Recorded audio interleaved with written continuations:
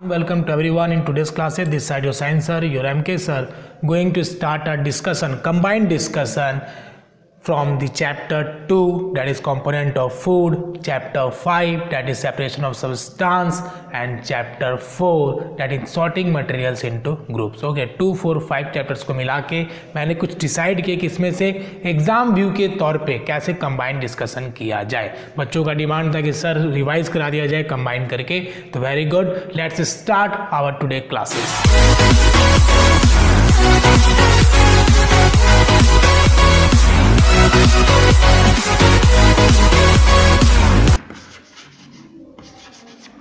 Now, first of all, we try to understand this taste of starch. Starch का test हम कैसे कर सकते हैं? टेस्ट ऑफ स्टार्च को समझने के लिए सबसे पहले हम क्या करेंगे, फूड आइटम्स को लेंगे। फूड आइटम्स को लेने के बाद उसको क्रश कर देंगे। जैसे मान लिया जाए कि ये मैंने क्या किया, बीकर लिया, इसमें क्या किया मैंने, फूड आइटम को ले लिया। ठीक है, फूड आइटम को मैंने क्या किया, क्रश कर दिया, मतलब पीस दिया। जैसे आप पोटैटो भी ले सकते हो, कच्चा पोटैटो ले सकते हो, पका हुआ पोटैटो ले सकते हो, मीन्स आलू। ओके, तो आप जैसे इसमें रखोगे तो आपको पता चलेगा कि इसमें स्टार्च है कि नहीं है। रखने के बाद नहीं, लेकिन ध्यान रखेंगे कि इसमें क्या डालना है, iodine solution. Okay, put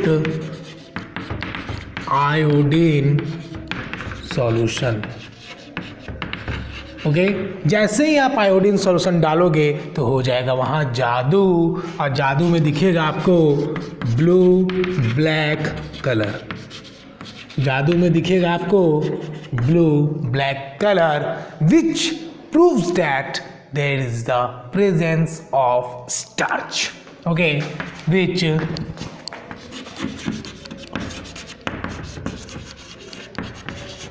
proves that there is a presence of starch. Okay, that is main points. Okay, तो आप इसको कैसे लिख सकते हो, सर थोड़ा लिखवा दीजिए। लिखेंगे बेटा, है ना, लिखेंगे कि अब हम यहाँ से एक्सप्लेन करेंगे कैसे एग्जाम में कैसे लिख सकते हैं। First we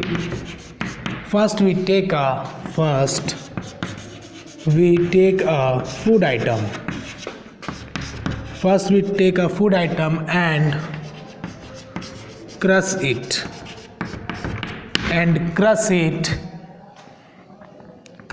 Then we put iodine solution in it. Iodine solution in it. If there is a change of, if there is presence of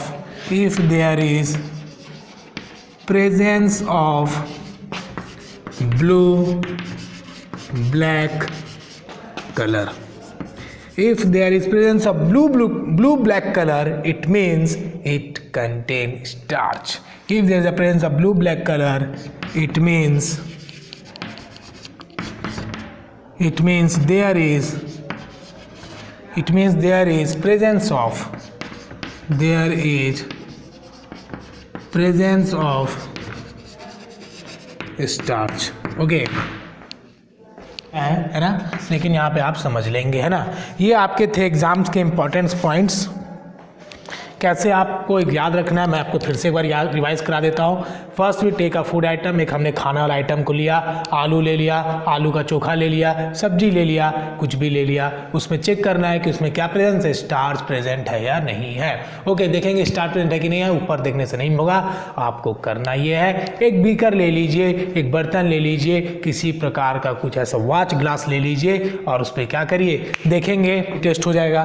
ठीक है, तो ट्रांसपेरेंट होने से फ़ायदा ये होगा कि आप उसको आराम से ऑब्जर्व कर सकते हो। ओके, तो जैसे ही लेंगे उसमें डालेंगे आयोडीन सॉल्यूशन डालते ही कलर हो जाएगा blue black, which shows that there is a presence of starch. Okay, तो ये हो गया आपका पहला point. One is test for fat, और आप हमारे हाथ में देख रहे होंगे कि घी है, ओके, और ये हमारा एक फिल्टर पेपर है, बट हम लोग एज ए टिश्यू पेपर भी इसको यूज़ करेंगे और आपको समझाने की कोशिश करेंगे कि फैट प्रेजेंट कैसे चेक करते हैं। मान लिया जाए आपने एक ऐसा सामान खरीदा जो घी का बना हुआ है, समोसा, कुछ भी आइटम जो घी में छाना हुआ है, और उसको आप कैसे चेक कर सकते हैं कि उसमें फैट है कि नहीं है। फर्स्ट ऑफ ऑल, जैसे आप समोसे को पेपर पर रख के खाते हो तो आप देखोगे कि उसमें क्या होता है, जो ऑयल्स होते हैं, the oils which are present under the samosa और आउटर लेयर जहाँ भी प्रेजेंट है, वो क्या होता है, absorb by the paper, okay. देखिए जैसे आप इसमें इसको मैं डुबा देता हूँ ताकि बाहर ना गिरे, ओके। उसके बाद देखेंगे कि आसानी से क्या हो रहा है, देखिए ये धीरे धीरे क्या हो रहा है, एब्जॉर्ब हो रहा है, ठीक है। अब ये क्या हो रहा है कि पूरा पेपर क्या किया, इसको घी को एब्जॉर्ब कर लिया, ठीक है। तो इससे ये पता चलता है कि घी में तो फैट प्रेजेंट है ही, लेकिन अगर किसी फूड आइटम को भी आप इसी प्रकार से रख के खाओगे तो इसमें क्या लगते हैं, ऑयल्स लग जाते हैं। और ये एग्जाम्पल एक और चीज़ का है, बताइए किसका है, ट्रांसलूसेंट का, ठीक है। अगर इसके आर पर आप देखोगे तो धुंधला दिखाई देगा, that is an example of translucent, okay. Now अब हम बात करेंगे कि इसको हम कैसे एक्सप्लेन करें। First we take a piece of paper and crush a oily food on it. First we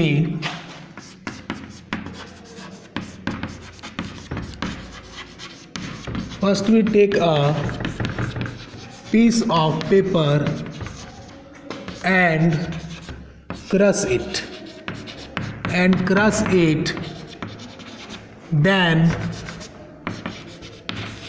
then put some oily substance on it. Then we observe that after some time, after 4 to 5 minutes, 5 to 10 minutes, observe that after 5 to 10 minutes the oils are easily absorbed. The oils are easily absorbed by paper, which shows that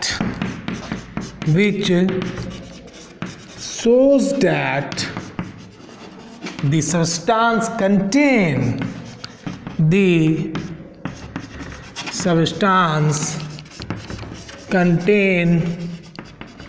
fat, okay. That is the explanation. हम लोग फटाफट first we take a piece of paper, एक paper लिया हमने, paper लेने के बाद उसमें क्या किया, ऑयली सब्सटेंस को डाल दिया। मान लिया जाए हमने क्या किया, समोसा लेके आया, सर मुंह में पानी आ रही है, नहीं बेटा थोड़ा बर्दाश्त करो, ऐसा गलत बात है। First we take a piece of paper, samosa लिया हमने, पेपर में डाल दिया, then put some oily substance on it, put some oily substance डाल सकते हैं या फिर कोई समोसा जो भी तेल का छना हुआ रहता है। देन वी ऑब्जर्व दैट, फिर हमें क्या देखने को मिलेगा, then we observe that after 5 to 10 minutes, तुरंत ऑब्जर्व नहीं होगा, थोड़ा समय लगेगा। First 5 to 10 minutes the oils are easily absorbed by paper, oil जो इजीली ऑब्जॉर्ब हो जाएगा, विच shows that the substance contain fat, जिससे ये पता चलता है कि सब्सटेंस में फैट प्रेजेंट है, ओके। ऑयली सब्सटेंस गिर गया, ऑयली सब्सटेंस गिर गया, और 10 मिनट्स के बाद देखे तो इसमें क्या दिखा कि तेल गिरा हुआ है, ऐसा है, या फिर कुछ खाए तो एब्जॉर्ब हुआ है, which shows that there is a presence of fat. Now we discuss the next topic, to discuss about the deficiency disease. Deficiency disease क्या होता है उसके बारे में समझेंगे। बेटा देखो, डिफिशियंसी डिजीज होता है ना कि किसी चीज़ की कमी के कारण, डिफिशियंसी मीन्स व्हाट, कमी, किसी चीज़ के कमी के कारण किसी व्यक्ति को बीमारी हो जाती है, किसी जानवर को किसी कमी के कारण बीमारी हो जाती है, that is called deficiency disease. First of all, होता क्यों है, इंसान बीमार क्यों पड़ता है? कैजुअलिटी, वो जानता है सुबह उठना ज़रूरी है, वो जानता है एक्सरसाइज करना चाहिए, वो जानता है मुझे दौड़ना चाहिए, वो सब कुछ जानता है लेकिन नहीं कर पाता है। आपने बहुत सारे हीरोज़ के बारे में जानते होंगे, बहुत सारे जो हमारे जो सोल्जर्स हैं उनके बारे में आप जानते हैं कि वो कितनी कड़ी मेहनत करते हैं। Okay, heroes means not a heroes of फिल्मी दुनिया। हीरोज़ मीन्स जो भी अपने रियल लाइफ में डिसिप्लिन्ड है, that is the real hero. They are real hero but these are real hero. Okay, तो I talk about the real hero.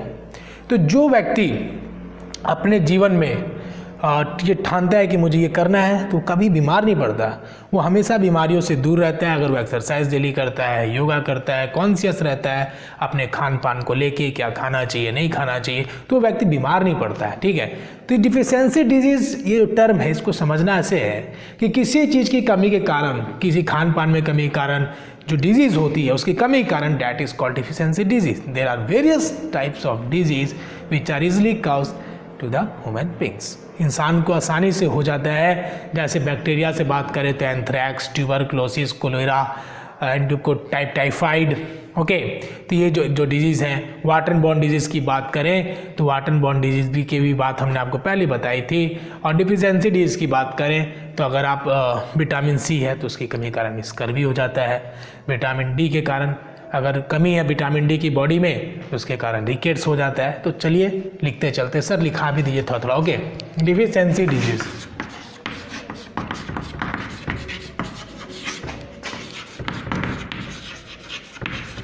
Deficiency disease क्या होता है? Disease which are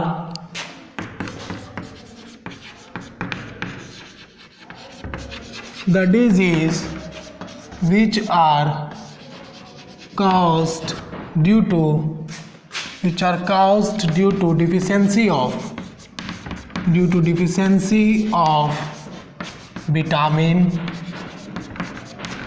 minerals and balanced diet।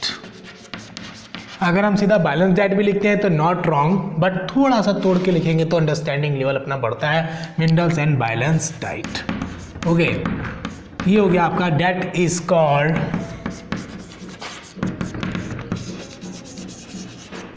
Called balance diet. Okay, ये था आपका balance diet. तो हम बात करें कुछ विटामिन, जो कॉमन सिम्टम्स जो हमें देखने को मिलता है इंसानों में, उन सबको पहले देखेंगे। Deficiency of vitamin D.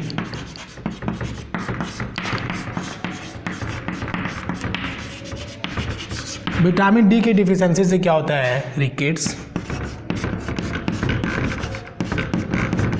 और ये बाकी विटामिन्स के जो क्वेश्चंस है उसमें से ये प्रायोरिटी या रिकेट्स वाला जरूर पूछा जाता है। उसके बाद विटामिन सी की बात करें, विटामिन सी की डिफिशियंसी से क्या होता है? स्कर्वी होता है। ठीक है, दैट इज SCURVY। ओके, ये दोनों कॉमन्स हैं जो इंसानों में देखने को मिलते हैं। विटामिन ए की कमी के कारण नाइट ब्लाइंडनेस होता है, आंखों से साफ साफ दिखाई देना बंद हो जाता है। That is also common. Okay,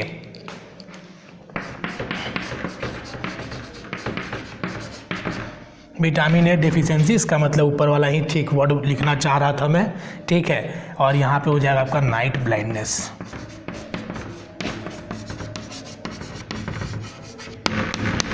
ये थे तीन आपके कॉमन। ओके, तो deficiency disease, the disease which are caused due to the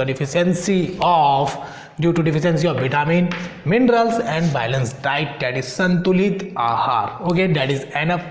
now we discuss the next topic. कुछ सिंगल लाइंस के बारे में बात करेंगे which are very important due to examination जो आपका नियरेस्ट है, तो उसके वजह से सिंगल लाइनर को भी अवॉइड नहीं करेंगे।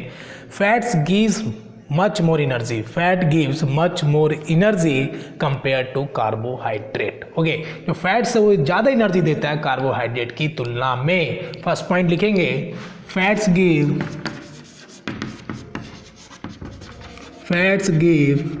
मच मोर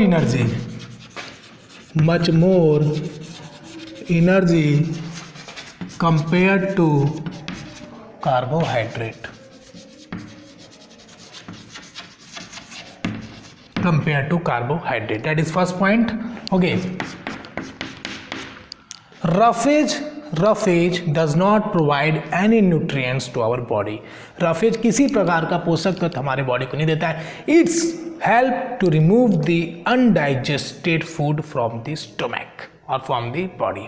Okay, तो लिखेंगे roughage does not provide. Roughage does not provide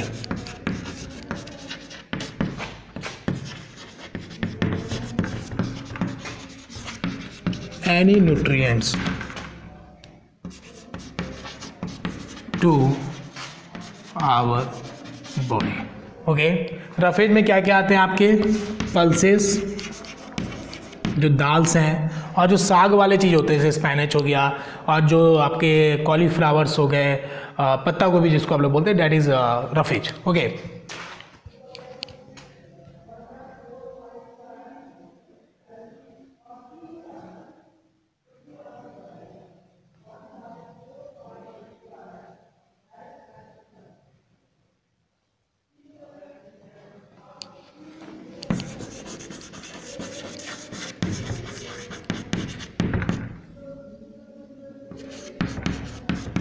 okay. Now third term देखेंगे इस चैप्टर्स में कि विटामिन के ऐसा विटामिन का नाम बताइए, एक ऐसा विटामिन का नाम बताइए जो इजीली डिस्ट्रॉयड हो जाता है कुकिंग के दौरान. आंसर बताइए कमेंट बॉक्स में. Sir vitamin A wrong, B wrong, C correct. Vitamin C is easily destroyed during cooking. लिखेंगे vitamin C, very good. Vitamin C easily destroyed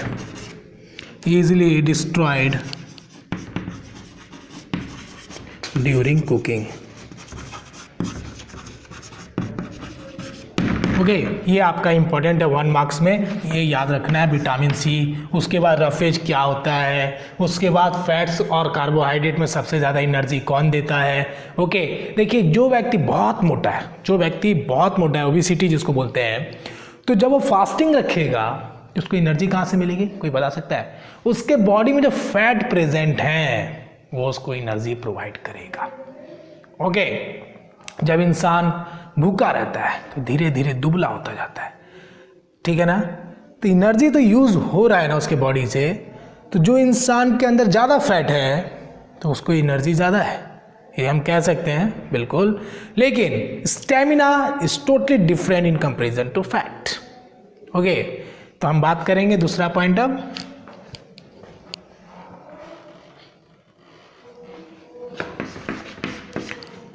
all deficiency disease can be easily prevented by balance diet. संतुलित आहार, संतुलित भोजन लेंगे तो जितने भी हमें डिजीज होने के चांसेस हैं वो नहीं होगा. मीन्स लिख सकते हैं all deficiency disease, all deficiency disease can B easily prevented by taking a balanced diet. Prevented by taking a balanced diet. Okay, तो ये थे हमारे 4 1 मार्क्स क्वेश्चंस में आ सकते हैं. ठीक है, इसको आप याद कर लेंगे आराम से. 2-4 बार क्लासेस देख लो, लिखने की जरूरत नहीं पड़ेगी, याद तो ऑटोमेटिक हो जाएगा. Okay, now we discuss the other points. Now हम बात करेंगे sorting materials to groups chapters की. फर्स्ट ऑफ ऑल आपको इस चैप्टर से जो क्वेश्चन पूछे जा सकते हैं, सॉल्युबल क्या होता है और इनसॉल्युबल क्या होता है. 2 मार्क्स में पूछे जा सकते हैं कि सॉल्युबल क्या है एंड इनसॉल्युबल. ये आपके एग्जाम में आ सकते हैं. फर्स्ट ऑफ ऑल बेटा क्या है ना कि ये आपका क्या है, एक बीकर है, ठीक है. इसके अंदर हम डालते हैं soil plus water. Okay, 2 beaker देख रहे हैं. अगर मैं बोलूं कि मैं सॉइल सॉल्यूशन बनाना चाहता था, ओके, सॉइल को मैं इसमें घोलना चाहता हूं. अगर सॉइल घुल गया दैट इज सॉल्युबल. ओके, मान लीजिए सॉइल घुल गया, ठीक है, दैट इज सॉल्युबल. ओके, और ये प्रोसेस जो है ना, मैं धीरे धीरे करके जो पानी अलग कर रहा हूँ, मैं आपको 12 बताया, दैट इज डिकंटेशन प्रोसेस। ओके, अब ये सॉइल जो बच गया दैट इज सेडिमेंटेशन। एंड देखिए 3 चीज़ हम इस 2 बीकर्स के थ्रू समझेंगे। फर्स्ट ऑफ ऑल ये सॉल्युबल हो गया सॉइल, ये इनसॉल्युबल हो गया, और ये जो मट्टी जो सॉइल बच गया लास्ट में that is called sedimentation. Okay, that is called sedimentation, SEDIMENTATION, sedimentation. Okay, soluble insoluble का देखिए कॉपर सल्फेट है, कॉपर सल्फेट जिसका यूज़ हम लोग क्रिस्टलाइजेशन में भी करते हैं, ठीक है। बट मैं आपको कॉपर सल्फेट के थ्रू इनसॉल्युबल सॉल्युबल को समझाने की कोशिश कर रहा हूँ। देखिए ये आपको अगर मैं इसे पानी डालता हूँ, ठीक है, ये ब्लू कलर का सॉल्यूशन बन गया, that is called soluble. Okay, अब आपको इसमें के नीचे क्रिस्टल्स दिखाई दे रहे होंगे जमे हुए, है ना, हल्का हल्का क्रिस्टल्स दिखाई दे रहा होगा, आप शायद देख पा रहे होंगे, ठीक है। That is called sedimentation. Okay, और इनसॉल्युबल, ठीक है। दोनों प्रोसेस आपको समझ में आ गए। तो मैं ये आपको बताना चाह रहा था कि सॉइल प्लस वाटर है, अगर आप इसको घोलते हो, चाहे आप CuSO4 ले लो और CuSO4 लेते हो, कॉपर सल्फेट, तो आपके पानी में घुल जाएगा, और जब घुल जाएगा तो ये क्या बन जाएगा आपका सॉल्यूशन, और जब सॉल्यूशन बन जाएगा तो then we can say that it is soluble. Okay, second one is insoluble. Okay, अब हम सेकेंड बीकर लेते हैं, इसमें हमने क्या डाला बेटा, सॉइल प्लस वाटर इसमें भी डाला, लेकिन कुछ जो सॉइल्स है वो तो पानी में घुल गए, दैट इज कॉल्ड सॉल्युबल, लेकिन जो नहीं घुल पाए, ठीक है। अगर बेस्ट एग्जांपल लेंगे इसमें आता है तो आप कैसे लिखोगे 1 सेंटेंस में, the substance which are completely, the substance which are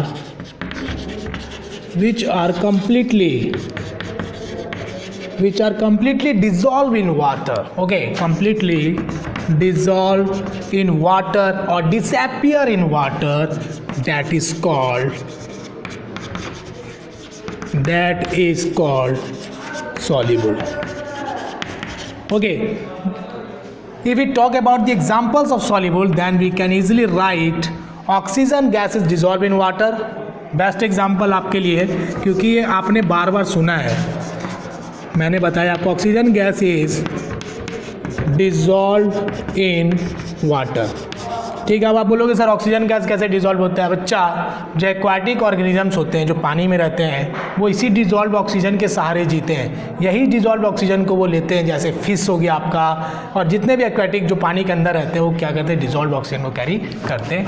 okay, और जो पानी से बाहर आते हैं वो बाहर से भी, एटमॉस्फेयर से भी ऑक्सीजन ले लेते हैं, ठीक है। जो पानी के अंदर ही हमेशा रहते हैं वो आपका क्या करते हैं, डिजॉल्व ऑक्सीजन को कैरी करते हैं। तो फिश की बात करेंगे तो वो गिल्स से लेता है। ओके, नेक्स्ट एग्जांपल आप ले लो सॉल्युबल इन वाटर में, sugar dissolve in water. Okay, that is second example. जो भी आपको लगे आप इजी वाला एग्जांपल याद रख लीजिए, ठीक है। तो वाटर, आफ्टर हमने वाटर में सॉल्यूशन मिलाने की कोशिश की, चलाते रहे, लेकिन वो नहीं घुला, that is called insoluble. The substance do not mix with water after stir it for a long time. Okay, for a long time, that is called insoluble, that is called insoluble. Okay, if you take the examples of honey, आप घर पे हनी खाते हो, आपके पास हनी होगा तो आप उसको पानी में डाल के देखो, हनी नहीं डिजॉल्व करेगा। ओके, लिखिए Honey do not mix with water. Okay, that is the best example जो आपके एनसीईआरटी में भी दिया गया है।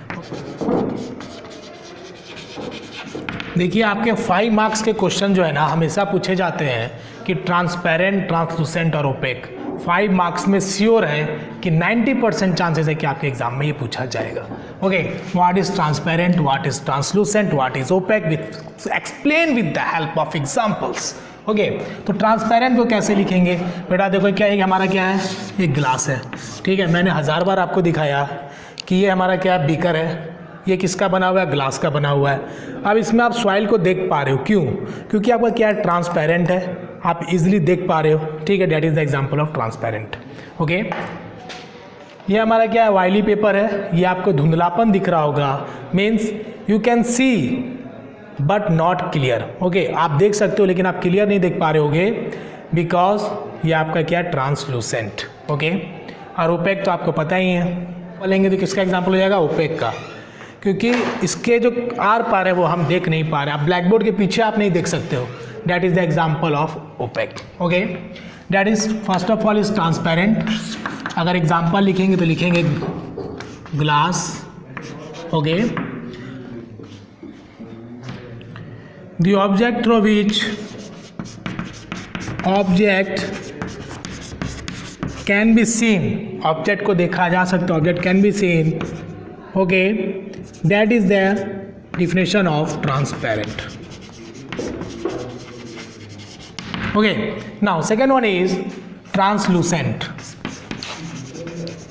ये जो भी आज के क्लास में डिस्कशन हो रहा है वो एग्जाम के व्यू से हो रहा है, मिक्स करके चैप्टर को आपको सिर्फ टॉपिक्स को डील किया जा रहा है। कोई भी हमारा जो माइंड है वो ये नहीं जानता फिजिक्स क्या है, केमिस्ट्री क्या है, बायोलॉजी क्या है। हमारा माइंड में अगर हम ये रखते हैं कि हमें सामने वाली चीज़ों को सीखना है, देन हम इजीली सीख सकते हैं। एक होता है कि हम मेंटलिटी प्रिपेयर्ड होते हैं कि that is chemistry, that is physics which are very hard, but वही चैप्टर आपके फेवरेट सब्जेक्ट में डाल दिया जाए, दैट इज बायोलॉजी और जो भी आपको पसंद है, तो आप इजीली उसको सीख लेंगे, because depends upon this psychologically. Okay, now translucent क्या होता है हमारा, दैट इज बीकर। ओके, इसमें हमने क्या लिया था, घी लिया था, और कोई भी आप ऑयली सब्सटेंस को आप ले सकते हैं। ओके, अब आप इसमें क्या करो, पेपर में आप थोड़ा सा घी डाल दो, ज़्यादा नहीं डालना, नहीं तो घर वाले आपको पीट देंगे ना। तो ये जो आप घी को पेपर में डालोगे तो क्या होगा, आपका जो घी है, जो फैट्स उसमें है, वो क्या होगा, एब्जॉर्ब हो जाएगा, किसके द्वारा, पेपर के द्वारा। That is the example of translucent. Okay, ये हो गया आपका एग्जाम्पल, जिसमें हम लिख सकते हैं ऑयली पेपर। ठीक है, now how can we define, इसमें लिखेंगे the object through which object can be seen but not clearly. Okay, ये हो गया आपका ट्रांसलूसेंट। ठीक है, now we discuss the OPEC.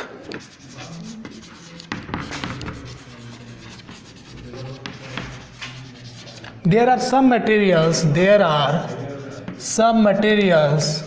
through which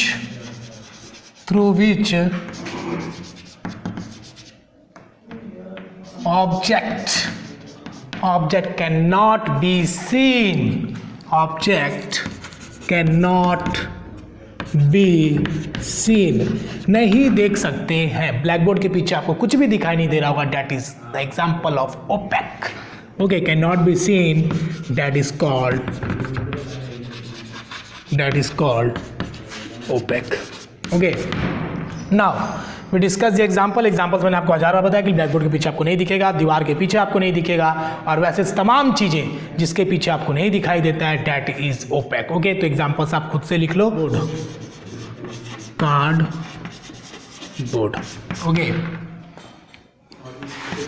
black board भी लिख ही लो। अब हम ग्रीन बोर्ड में पढ़ा रहे हैं तो ग्रीन बोर्ड भी लिख लो। Okay, that is the example of OPEC.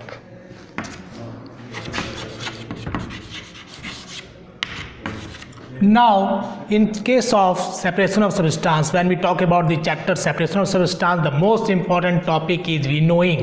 Winnowing आप याद रख सकते हो, विंड से होता है, विंड से रिलेटेड होता है, और इसकी स्पेलिंग भी किससे स्टार्ट है, WIN से। Okay, winnowing is use to separate the heavier and lighter component. जो भी आपके हैवियर है, जो भी आपके लाइटर कंपोनेंट है, उसको सेपरेट करने में विनोइंग मदद करता है। तो लिखेंगे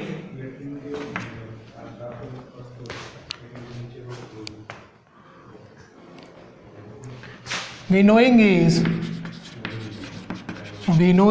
is used to separate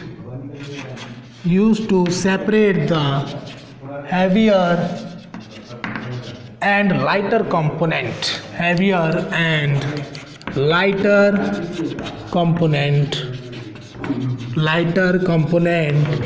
by the help of blowing air.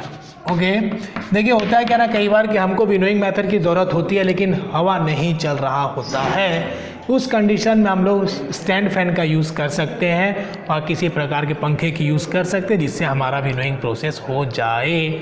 Okay इससे क्या हम लोग अलग करते हैं, ये आपके एग्जाम से पूछेगा ऑब्जेक्टिव में कि हैवियर एंड लाइटर कंपोनेंट को अलग करने के लिए कौन से टेक्निक का इस्तेमाल किया जा सकता है। ओके तो आप लिखेंगे विनोइंग। ओके एग्जाम्पल आपको पता है, लिखिए hast particles separate from grain. Okay जो आपके सीड है, ग्रेन सीड है, उनसे आपको क्या करना है, भूसे को अलग करना है, जो डस्ट पार्टिकल है उसको क्या करना है बेटा, अलग करना है ना। That is the example of winnowing. Sieving, देखिए सीविंग तो आपके घर पे भी होगा है ना, लेकिन आपको पता नहीं है कि इसको सीविंग बोलते हैं ना। तो आप इमेज, जब ब्लैक बोर्ड में आपको इमेज दिख रहा होगा, that is the image of sieving, इसका यूजेस क्या आप तो आपको समझ में आ ही गया होगा जो आपके घर में है।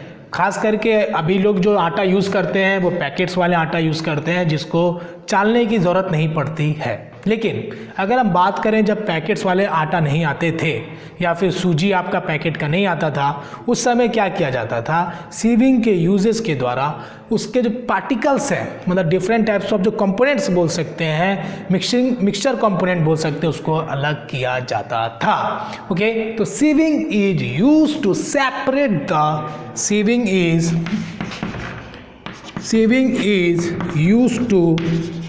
used to separate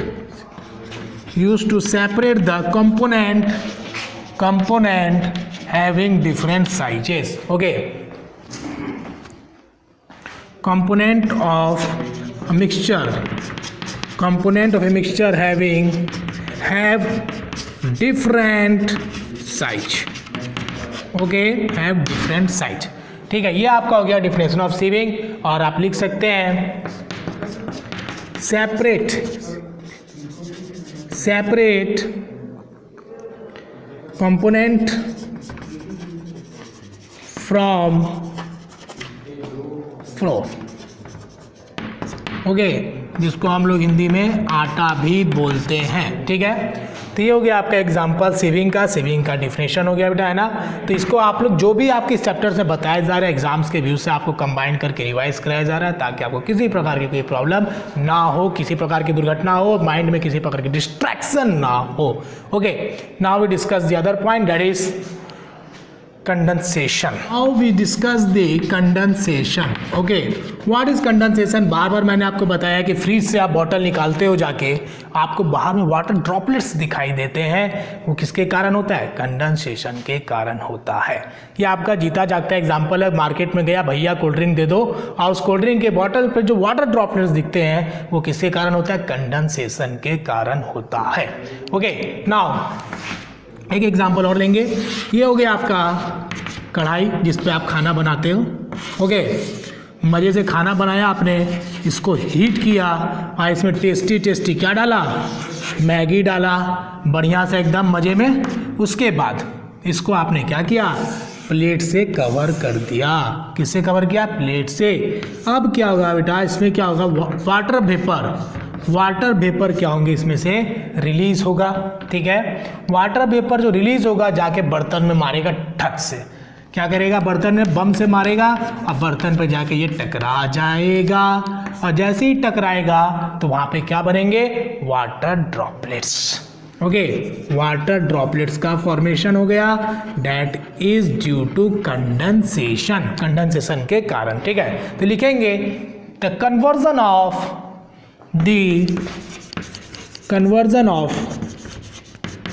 water vapour. Okay conversion of water vapour into liquid. ठीक है, आप इसको शॉर्ट में कर लेना W2L।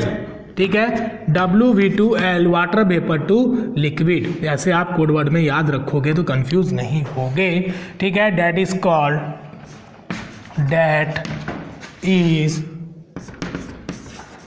called condensation. ओके, ये हो गया आपका डिफिनेशन, ये हो गया आपका एग्जाम्पल जो आपके एग्जाम्स में आने के चांसेस हैं। जो भी आपके चैप्टर्स कंबाइन करके डिस्कशन किया जा रहा है ये आपके एग्जाम्स के पर्पस से बताया जा रहा है आपको, जिसमें chapter 2 component of food, chapter 4 sorting materials into groups, chapter 5 separation of substance, तीनों को कंबाइन करके जो भी इंपॉर्टेंट टॉपिक्स थे उनको छांट दिया गया है। इसका मतलब ये नहीं है कि आप बाकी नहीं पढ़ोगे, पढ़ना सब है, बट इस पर थोड़ा ज़्यादा ध्यान देना है। Okay, that is exam capsule. Good morning students, इस वीडियो क्लिप के द्वारा मैं आपको ये समझाना चाह रहा था कि मॉर्निंग का समय, फर्स्ट ऑफ ऑल ये मॉर्निंग का समय है इसलिए आपको ज़्यादा सनलाइट नहीं दिख रहा होगा।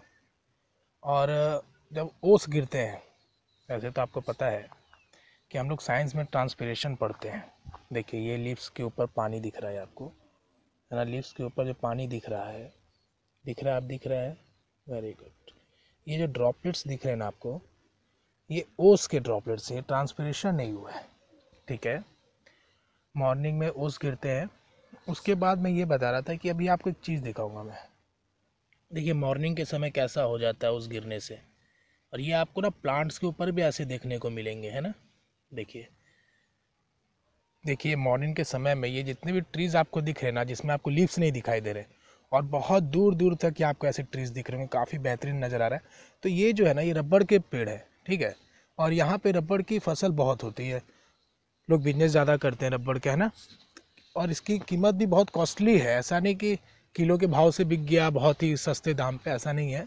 और इसके यूजेस तो आपको पता ही है, टायर्स जो बनते हैं, जितने भी रबड़ की चीज़ें बनते हैं, वो आता कहाँ से, रबड़ ट्री से ही तो आता है। ऐसा तो नहीं आसमान में बारिश हुआ और निकल आया। देखिए अब मैं आपको क्लोज से दिखा रहा हूँ कि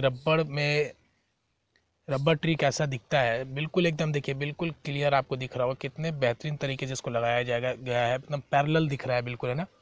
तो ये तो हो गई चलो रबड़ की बात। अभी देखो ये कैसे, ये अपना व्यवस्था कैसे करते हैं, ठीक है, वो दिखाते हैं। देखिए इन्होंने क्या किया, एक मेटल का लगाया, और ये जो है ना इसका रास्ता है आने का, ठीक है, जैसे नाला होता है ना, वो ड्रेन टाइप का, उस टाइप का। अब इसके से क्या होगा कि ड्रॉप बाय ड्रॉप, देखो यहाँ पे इन्होंने छाल को भी उतार दिया है, ठीक है, ये छाल को भी उतार दिया है ताकि रबड़ अच्छे से निकल पाए, ठीक है। इसमें आप देख सकते हो किनारे किनारे भी इसके रबड़ लगे हुए हैं ना। तो ये तो थी इनकी जुगाड़, ठीक है, जो काफ़ी अच्छा है। ड्रॉप बाय ड्रॉप ये भर जाएगा कटोरा, और ये मॉर्निंग, या इनको समय पता होगा क्योंकि इतने दिन से ये काम कर रहे हैं। देखो सब में लगा है ना, आपको मैं थोड़ा जूम करके दिखाता हूँ। देखिए काफ़ी लाइन से ये लगा हुआ है, 1 2 3 4 5 6, 6 ब्लैक ब्लैक करके दिख रहे हैं, वो सारे कटोरे। ऐसे करके सभी पेड़ों में ये लगा हुआ है, ठीक है। देखिए सभी पेड़ में, अगर मैं थोड़ा सा अगर साइलेंट करूँ मोबाइल को, देखिए आपको सभी पेड़ में नज़र आ रहे हैं, ठीक है। देखिए मेरे बगल में भी एक और पेड़ है, इसमें भी है, ठीक है। तो ये रबर ट्री है और ये इनकी जुगाड़ है, ठीक है। अब मैं आपको कुछ चीज़ें रिवाइज करा देता हूँ जो कि एकदम लाइव दिखाऊंगा आपको, होता है ना।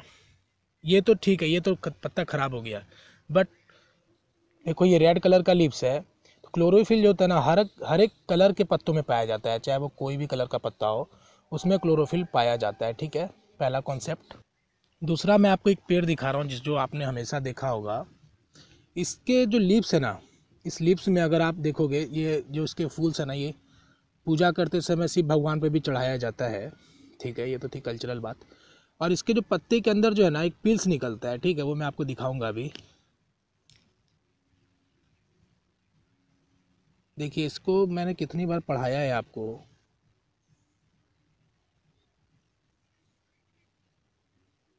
देखिए ये है ना लीव्स के पिल्स हैं, ठीक है, वो अभी क्लियर निकल नहीं पाया है, लेकिन हल्का हल्का सा आपको मैं दिखाने की कोशिश करूँगा।